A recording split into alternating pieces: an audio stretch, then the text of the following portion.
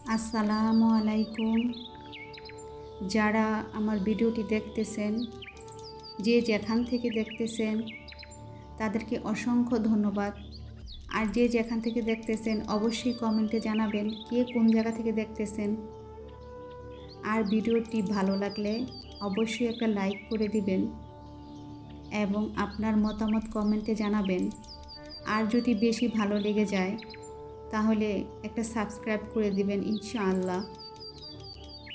একটা ভাইয়ের অনুরোধে এই ভিডিওটা বানানো। একটা ভাই প্রবাস থেকে কমেন্টে লিখেছে যে আমার বিল্ডিংয়ের পুরো সাইডটা উনি দেখতে চায়, সবুজ পরিবেশ ওনার ভালো লাগে। সেই ভাইয়ের অনুরোধে আমি ভিডিওটা বানাচ্ছি। এটা হচ্ছে আমার বিল্ডিংয়ের এই দক্ষিণ সাইড।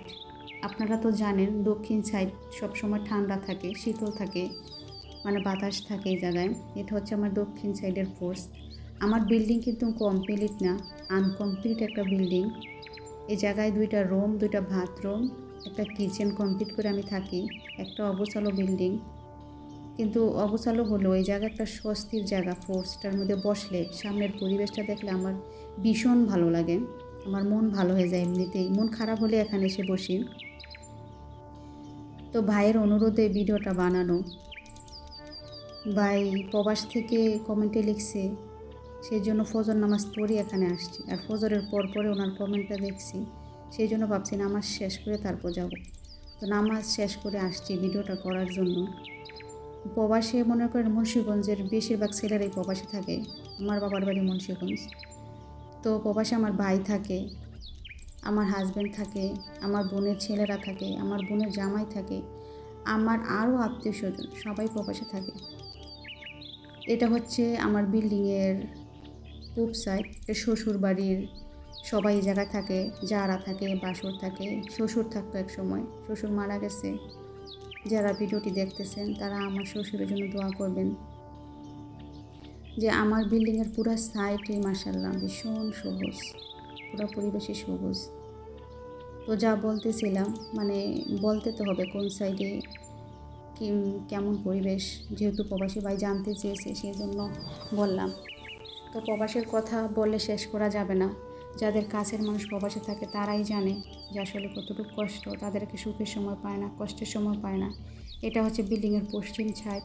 এটা হচ্ছে একটা রাস্তা, মানে বৃষ্টির সময় মানুষের কী অবস্থা হয়। গ্রামের মানুষের রাস্তাঘাট কাদায় ভরপুর থাকে, তাদের দৈনন্দিন জীবন খুবই অশান্তির একটা জীবন হয়ে যায়।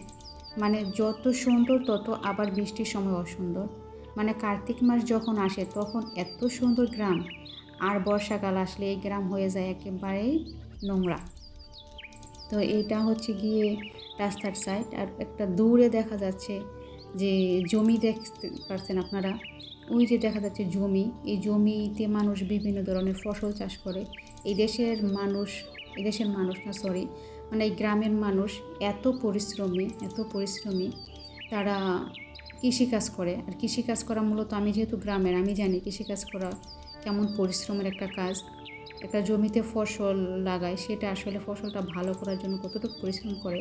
এই এলাকার মানুষ কিন্তু ঘরের চালের ভাত খায়। ওনারা ধান লাগায়, সেই ধান থেকে চাল করে তারা ঘরের চালের ভাত খায়, তারা বাজার থেকে কিনে খায় না। মূলত এটা হচ্ছে কি তাদের একটা বিশেষ গুণ, মানে পরিশ্রম করে ফসল ফলায়, সেই ফসল তারা আবার ঘরে তোলে, বছরের জন্য তারা সংরক্ষণ করে। তারা সেটাই, তাদেরকে 1 বছর চলে যায়, পরের বছর আবার ফসল বোনায়, এরকম। তো এইটা হচ্ছে এই বিল্ডিংয়ের একটা রাস্তা, কিন্তু মাটির রাস্তা, পিচ ঢালাই হয় নাই। এটা কিন্তু কেরানীগঞ্জের মধ্যে পড়ছে, আমার শ্বশুরবাড়ি কিন্তু কেরানীগঞ্জের মধ্যে। অথচ এই রাস্তাটা হচ্ছে না, কেন হচ্ছে না সেটা তো আর আমি জানি না। কিন্তু কেরানীগঞ্জ যেহেতু কেরানীগঞ্জ আপনার হচ্ছে গিয়ে থানা কেরানীগঞ্জ, এটা কিন্তু জেলা পড়ছে ঢাকা। অথচ দেখেন রাস্তার কী অবস্থা। শ্বশুরবাড়ি কেরানীগঞ্জ আর বাবার বাড়ি হচ্ছে গিয়ে পড়ছে সিরাজদিখান, মানে মুন্সিগঞ্জ। মানে এই বাড়ির চারোপাশ, মানে আমার বিল্ডিংয়ের চারোপাশ, এটা হচ্ছে গিয়ে একটা পূব সাইডের কর্নার। মানে এত গাছ, আমার পুরো সাইড প্রচুর গাছ। এখন আমার বাড়ি দেখলে অনেকে বলতে পারেন বা কমেন্টে লিখতে পারেন এত জঙ্গল আপনার বাড়ি। তো আমি বলবো যারা গ্রামে থাকে তারা যদি আমার ভিডিওটা দেখে, একমাত্র তারাই জানে যে বর্ষাকাল গ্রামের বাড়িঘরের অবস্থা ঠিক কেমন হয়। বর্ষাকালে আপনার বাড়ি জঙ্গল হবে, আর বিশেষ করে যদি বাড়িতে মানুষ কম থাকে তাহলে তো জঙ্গল হবে। এটা তো আর যারা বাড়িতে কম লোক থাকে মানে তারাই জানে, বাড়িতে শুধু আমি আমার মেয়ে থাকি। তো এখন আমি আমার মেয়ে তো, আর যারা বিল্ডিংয়ে থাকে তারা তো খুব ভালো করে জানেন তারা ঠিক কতটুকু বাইরে বের হয়। তো এই হচ্ছে গিয়ে আমার অবস্থা, সেই জন্য আমার বাড়িঘর এরকম জঙ্গল। আর এটা হচ্ছে আমার বিল্ডিংয়ের পিছন সাইড। এটা হচ্ছে কি চরের মধ্যে একটা গুছানো বাড়ি আমি বলতে পারি, কেন চরের মধ্যে এমন একটা বাড়ি নেই যে বাড়িতে ঘাস নেই, জঙ্গল নাই, কিন্তু এই বাড়িটা খুব গুছিয়ে রাখে উনি, খুব সুন্দর করে গুছিয়ে রাখে উনি, গুছাতে পছন্দ করে উনি, লোক দিয়ে কিংবা নিজে পরিশ্রম করে এই বাড়িটা সবসময় গুছিয়ে রাখে। এই বাড়িটা দেখতে ভীষণই সুন্দর, আর বিশেষ করে চরের প্রত্যেকটা বাড়ি অনেক সুন্দর, প্রত্যেকটা বাড়িতে গাছ আছে, এমন কোনো চরের বাড়ি নাই যে আপনি গেলেন কি অথচ ফল গাছ দেখলেন না, মানে এমন কোনো চরের বাড়িঘর নয় যে ফল গাছ নাই, মানে ওনারা এত গাছ লাগাইতে পছন্দ করে, এত গাছ লাগাইতে পছন্দ করে, মানে আমার এই জিনিসটা মাশাআল্লাহ কী বলবো, খুবই ভালো লাগে। আর ওনাদের গাছ লাগানোর উদ্যোগটা দেখি আমার এত ভালো লাগে যে এই চরের মানুষগুলো কিন্তু বেশিরভাগ মানে পড়াশোনা জানে না, শিক্ষিত না, ওনাদের সন্তানদের কত শিক্ষিত করে না, কিন্তু গাছ লাগানোর দিক দিয়ে আমি মনে করবো ওনারা শিক্ষিতর চেয়ে শিক্ষিত। একটা গাছ দেখেন আপনার পরিবেশ কত সুন্দর করে, গরমের সময় আপনি যদি বাতাস নাও থাকে গাছের নিচে বসলেন কেমন ঠান্ডা লাগে। তো গাছের নিচে বসা নিয়ে একটা কবিতা মনে পড়ে গেল, যে গাছের নিচে বসা নিয়ে একটা কবিতা, যে রবীন্দ্রনাথ ঠাকুর লিখেছিলেন একটা কবিতা, সার্থক জনম আমার, সার্থক জনম আমার, জন্মেছি এই দেশে, সার্থক জনম মাগো তোমায় ভালোবেসে, জানি নে তোর ধন রতন আছে কিনা রানীর মতন, শুধু জানি আমার অঙ্গ জোড়ায় তোমার ছায়ায় বসে। মানে কবিটা ঠিক কতটুকু বলতে পারছি, কতটুকু ভুল হয়েছে আমি জানি না, ছোটোবেলায় পড়েছিলাম, সেই ছোটোবেলার অনুভূতিটা আজকে শেয়ার করলাম। ছোটোবেলায় রবীন্দ্রনাথ ঠাকুরের এই কবিতাটা পড়ছি, সেই জন্য হঠাৎ করে এই সবুজ পরিবেশ দেখে মনে পড়ে গেল সেই রবীন্দ্রনাথ ঠাকুরের। আসলে যারা কবিতা লিখে তারা ভেবে চিন্তেই লিখে, তাদের একটা কথা না ভুল হয় না, আর পড়লে মন ভালো হয়ে যায় যে আসলে তারা কোথা থেকে লিখছে, কীভাবে লিখছে, মানুষের অনুভূতিগুলা বা প্রাকৃতিক পরিবেশগুলো কি সুন্দর করেই না তাদের কবিতার মধ্যে প্রকাশ পাইছে। মানে প্রত্যেক বাড়িতে গাছ আছে, মূলত এমন কোনো বাড়ি নাই, যদি এই আমার ভিডিওগুলো দেখেন, আজকের ভিডিওটা যদি দেখেন তাহলে বুঝতে পারবেন যে এমন কোনো বাড়ি নাই যে বাড়িতে কোনো গাছ নেই। দেখেন গাছের কি অবস্থা, গাছের জন্য বাড়ি দেখা যায় না, এটা কিন্তু একটা বাড়ি, অথচ কোনো বাড়ি দেখা যাচ্ছে না, কোনো ঘর দেখা যাচ্ছে না, কিন্তু শুধু গাছ আর গাছ। মানে মাশাআল্লাহ ওনারা এত গাছ লাগায়, গাছ লাগানোর মধ্যে ওনারা ভীষণ আগ্রহ, ভীষণ আগ্রহ। আর প্রবাসী ভাইদের উদ্দেশ্যে আরও কিছু কথা বলবো, যে প্রবাসী ভাই আমাকে কমেন্টে লিখেছেন যে উনি আমার বিল্ডিংয়ের সাইডগুলো দেখতে চায়, তো ওনার উদ্দেশ্যে ভিডিও বানাইছি। সেই প্রবাসী ভাই তো দেখবে ইনশাল্লাহ, আর যেই প্রবাসী ভাইগুলো আমার ভিডিওটা দেখবে, যেই প্রবাসী ভাইদের সামনে আমার ভিডিওটা যাবে ইনশাল্লাহ আপনারা দেখবেন, মানে আপনার জন্মস্থান, মানে মাতৃভূমির যে একটা টান, আপনি যেই জায়গায় যান, যেই দেশে যান না কেন, আপনার জন্মস্থান আপনাকে মনে করিয়ে দিবেই যে আপনার জন্মস্থান কতটুকু সুন্দর, যার জন্মস্থান যেমনই হোক তার কাছে অনেক সুন্দর। এই যে এটা হচ্ছে কাঁঠাল গাছ, মানে কাঁঠাল গাছের পাতাগুলো দেখতে মাশাআল্লাহ একেবারে অন্যরকম হয়, খুব সুন্দর হয়। আর আমি একটা কথা বলবো, আমি তো সবজি লাগাই, প্রচুর সবজি লাগাই, আমার ভিডিও যারা দেখছে তারা অলরেডি দেখবে যে আমি সবজি কতটা লাগাইছি।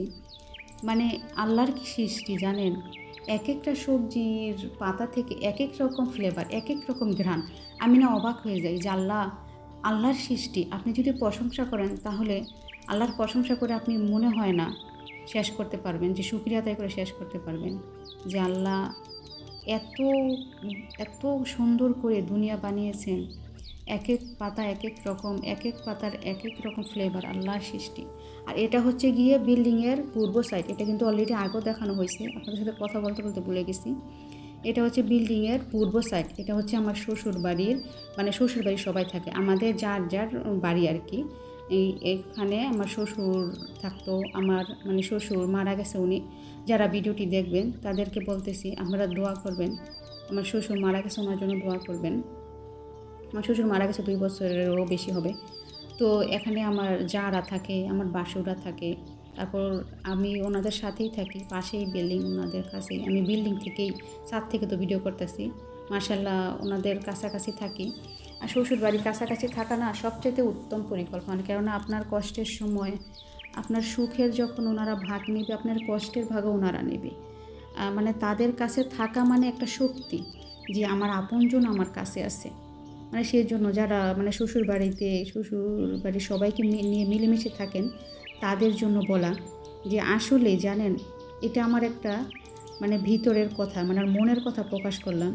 মানে শ্বশুর বাড়িতে থাকা আসলে একটা সম্মানের বিষয়। কেননা সবাই কাছাকাছি থাকা, সবার সাথে মিল থাকা অন্যরকম একটা বিষয়। হাজব্যান্ডের আত্মীয় স্বজন হোক, হাজব্যান্ডের বোন, হাজব্যান্ডের ভাই, সবাইকে নিয়ে মিলেমিশে থাকা আসলে কতটা ভালো, কতটা স্বাচ্ছন্দ্য বোধ লাগে, সেটা আমার কাছে লাগে। সবার কাছে লাগে না আমি জানি না, আমার কাছে খুব ভালো লাগে। আমার হাজব্যান্ডের আত্মীয় স্বজন কিংবা আমার আত্মীয় স্বজন সবাইকে নিয়ে মিলেমিশে থাকাটাই ভালো। আপনি যদি আপনার হাজব্যান্ডকে ভালোবাসেন, তাহলে আমি একটা কথা বলবো আপনাকে, যে আপনি যদি আপনার হাজব্যান্ডকে ভালোবাসেন, তাহলে অবশ্যই হাজব্যান্ডের আত্মীয় স্বজনকে ভালোবাসবেন। হাজব্যান্ডের বোন, হাজব্যান্ডের ভাই, হাজব্যান্ডের আরও আত্মীয় স্বজনকে ভালোবাসবেন। কেননা আপনি শুধু তাকে ভালোবাসতেছেন না, তার আত্মীয় স্বজনকেও আপনার ভালোবাসতে হবে। এটা হচ্ছে ছাদের একটা গাছ, জবা ফুল। মাশাআল্লাহ, জবা ফুল তো এর আগেও আমার ভিডিওতে অনেকে দেখছেন।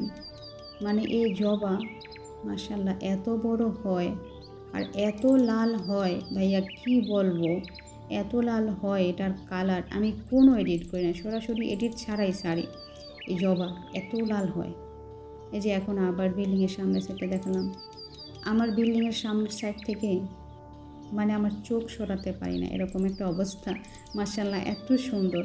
ওই যে দূরে দেখা যায়, এই রাস্তা দিয়ে যাই আমরা বাজারে কিংবা স্কুলে, বাচ্চারা যায়। আর বিশেষ করে সৌন্দর্য একসময় মানুষের ভয়ঙ্কর রূপ নেয় জানেন। এই যে কলা গাছগুলো এই সাইড দিয়ে যাওয়া এত কষ্ট, আপনাদের একটা ভিডিও বানিয়ে দিব। এই যে গাছগুলো লম্বা লম্বা সারি সারি, এই সারি সারি গাছগুলোর সাইড দিয়ে আমাদের যাতায়াত। গ্রাম যতই সুন্দর হোক, বৃষ্টির সময় অসুন্দর হয়ে যায়। তাই যারা কষ্ট করে ভিডিও দেখতেছেন তাদেরকে অসংখ্য ধন্যবাদ। আল্লাহ হাফেজ।